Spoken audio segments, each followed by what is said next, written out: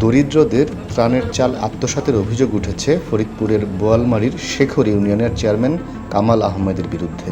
মাসের পর মাস সরকারি সহায়তা না পেয়ে এর প্রতিকার চেয়ে জেলা প্রশাসকের কাছে লিখিত আবেদন করেছেন ভুক্তভোগীরা।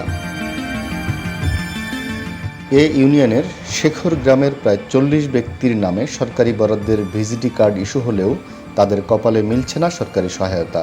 আবার কার্ড পেতে মেম্বারের মাধ্যমে চেয়ারম্যানকে 500 টাকা দিতে হয়েছে ভুক্তভোগীদের। এছাড়া অনেকের নাম, ছবি, এনআইডি কার্ড নিয়েও তাদের জানানো হয়নি কার্ড ইস্যুর কথা। আমি কোনো আবেদনও করি নাই এবং আমার নামে কোনো কার্ড আছে কিনা সেটা আমি জানিও না। আজ পর্যন্ত কোনো সুবিধা ভোগও করিনি, কোনো কিছুই না। আমি 500 টাকা দিছি, কার্ড নিয়েছি। আমি 18-19 মাস চাইল পাইনি। জন্ম নিবন্ধনে গেছি, আমার আগে করা ছিল, তারপরে সে বলে কি 2000 টাকা লাগবে। এদিকে ইউনিয়নের শেখর গ্রামে গিয়ে দেখা যায় দীর্ঘদিন ব্যবহার না করায় জরাজীর্ণ অবস্থায় পড়ে রয়েছে ইউপি ভবনটি। গত 2.5 বছরে চেয়ারম্যান একদিনের জন্য বসেননি সেখানে। তিনি স্থানীয় সহস্রাইল বাজারে নিজের ব্যক্তিগত চেম্বারে অফিস করেন বলে অভিযোগ স্থানীয়দের। এখানে সে আসে না, নিয়মে কোনো অফিস করে না। আর এই যে আপনার সরকারি যে ভাতা বুঝে দেয় তারই সেদিন ওখানে দেয়, এখানে ভালো আসে না। আমরা ইউনিয়ন পরিষদে গত 2.5 বছরে মাননীয় প্রধানমন্ত্রীর দেওয়া উপহার যে সমস্ত সামগ্রী পেয়েছি সেগুলো তো অবশ্যই শতভাগ সঠিকভাবে বন্টন হয়েছে।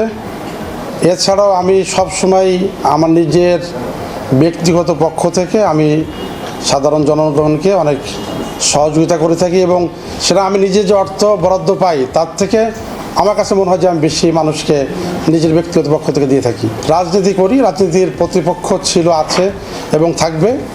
আমার রাজনীতির প্রতিপক্ষরা আমার বিরুদ্ধে বিভিন্ন ধরনের রিমার্কস ছড়াবে, আমার সম্বন্ধে সমালোচনা করবে, আমার বিরুদ্ধে অভিযোগ দেবে। ভাই, এটাই স্বাভাবিক, এটা মেনে নিয়েই মাথায় নিয়ে চলতে হবে।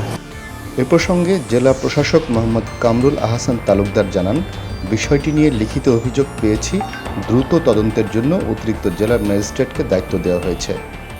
অভিযোগ দিলে এটা তদন্ত হবে, তদন্ত পরে যদি দোষী সাব্যস্তের ব্যবস্থা হবে। আমি এটা তদন্ত কমিটি করে দিচ্ছি, এটা 1 সপ্তাহের মধ্যে রিপোর্ট দিবে।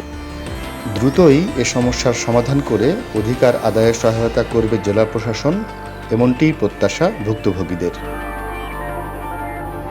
হাসানুজ্জামান, চ্যানেল 24, ফরিদপুর।